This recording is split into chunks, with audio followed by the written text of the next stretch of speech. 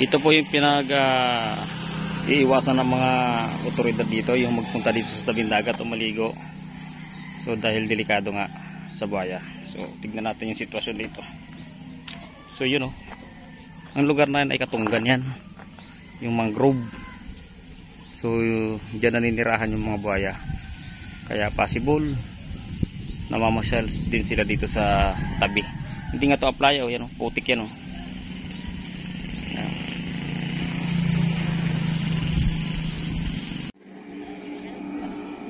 Dito nga pala guys sa Balabac, yung pinakamabilis o isa sa pinakamabilis na transportation dito ay ang speedboat. Kung nakikita ninyo yan, yan ang speedboat.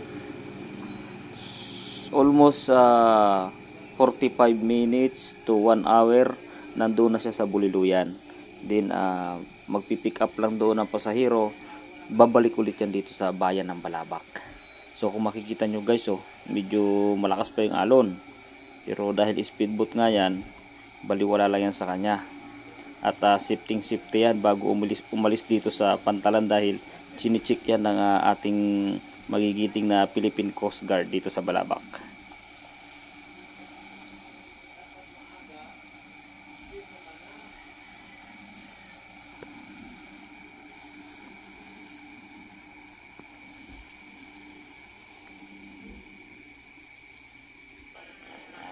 At ito nga guys, so kung makikita natin, maraming mga nakatambay na lansya dahil yun nga, hindi pa ganoon ka safety yung biyahe natin dahil medyo malakas pa. At kung makikita naman natin itong kulay green na ito, dati guys, ito yung kasiyahan ng mga tao rito, yung mga gusto mag happy sa gabi. Kaya meron tayong Seaside Resto Bar. Shout out dyan sa may-ari ng Seaside. At ito naman guys, kung makikita ninyo yung isang pambot na yan, yan ay turistahan yan.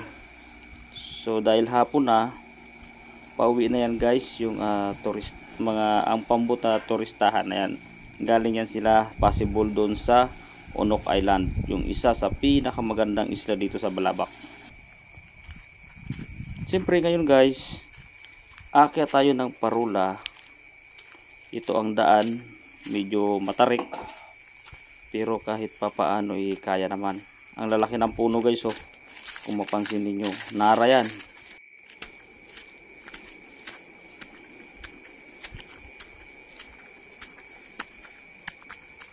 Ayan guys, kunti exercise lang, makapapawis ng kunti at mararating na natin yung tuktok ng Parula nitong Balabac. Wow!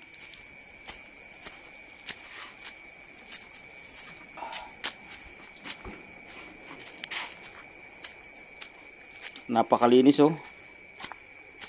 Bagong linis yung itong tuktok ng Parula.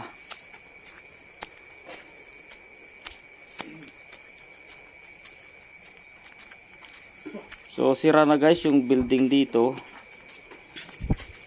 Ito matagal na siguro hindi na maintain ito. Pero kung mapapansin natin guys, yung isang Parula doon is ginagawa. At dito guys, itong plaque na ito o yung lapida na ito, kung makikita natin yan, yan ang history ng Balabac. Yan, pakibasa na lang guys at pakiintindi. Yan ang history ng Balabac guys. Bakit?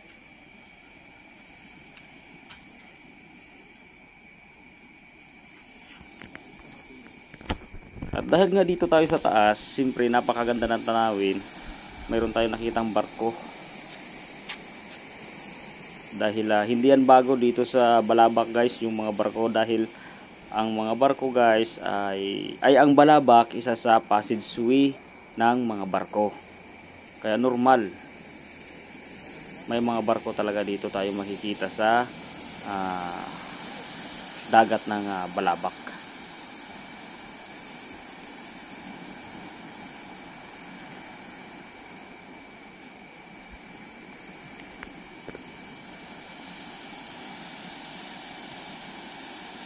Napakataas nito guys, siguro mga 7 pitong taas ng poste ng paliko, yung pinakataas nitong pinaglalagyan natin ngayon. Kaya napakagandang tignan dito sa baba. At ito naman guys, isa na namang tourist booth yung patabi. So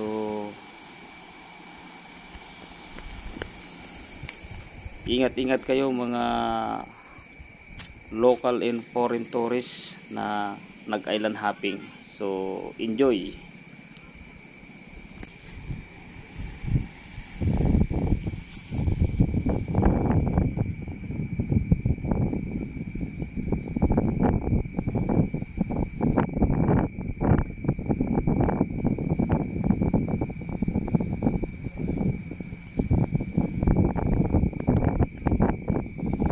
Napakaganda ng view dito sa kapag nandito tayo ngayon sa Parula. Napakaganda ng view guys. Kitang-kita natin talaga yung ganda ng loob nitong Balabac. So ito guys, mayroon na namang papasok dahil hapon na nga. Speedboat. Dito sa Balabac guys, hindi lang kasi isang speedboat yung nagbabiyahe dito. Sa pagkaalam ko may 4 o 5 speedboat ang nagbabiyahe dito.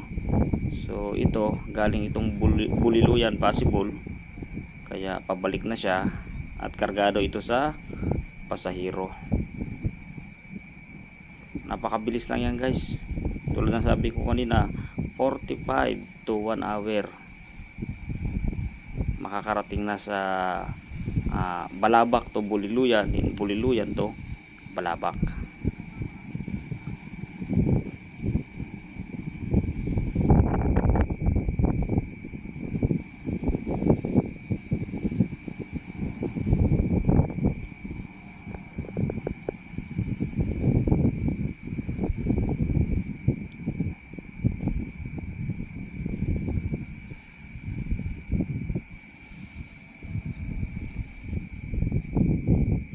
Itong kanal ng Balabac na ito guys, itong loob niya na ito, kung nakikita natin yung may tubig na yan, kahit malakas yung panahon, pag pumasok ng isang barko ulan siya dito, safety talaga ito guys. Yung sinasabi nga pwede mag-take shelter dito yung mga barko.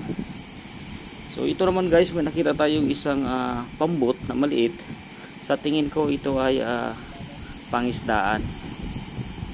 Yan. Good luck sa'yo kung sino ka man. Sana lagi kang maraming huli para makatulong sa pamilya. At ito nga pala yung aking mga kasamahan, no? Ganda ng kanilang tingin dito sa baba.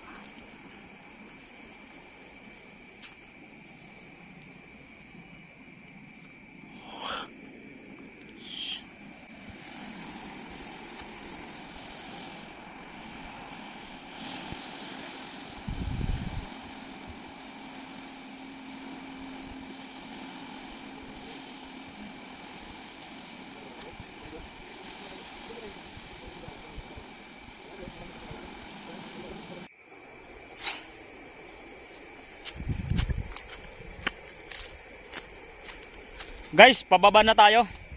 Balik ko, nakita natin ang ganda talaga ng overlooking itong Parula dito sa Balabac. Guys, kung napansin nyo ito, yung aking noo, talagang nasunog sa pagwi-welding. Yun ang trabaho ko dito eh. Isa akong welder. So, nasunog. Sige lang, okay lang yan. 3 days wala na yan.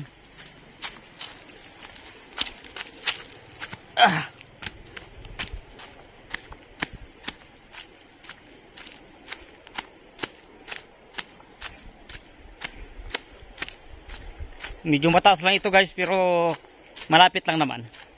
Siguro nasa 300 meters lang ito. Nandun ko na sa kalsada. Patag na.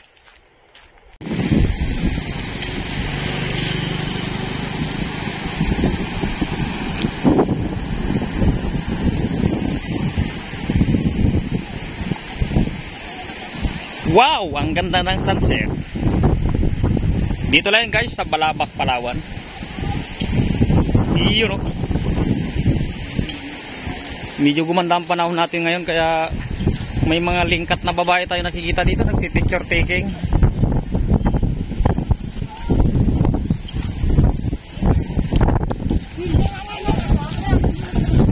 Hello guys, welcome to my vlog guys.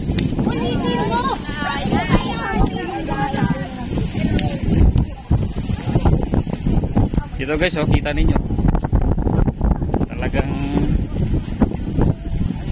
ang poste nandito sa gitna. Sabi nga guys, paunahan lang yan eh, territorial lang yan. So territorial to ng poste ng paliko. Ibig sabihin, nauna itong tinayo yung paliko bago dito sa semento. Kaya siyempre, you know, siya nandito. Diba? Kaya hindi siya pwedeng pakialaman. Tayo ang mag-adjust.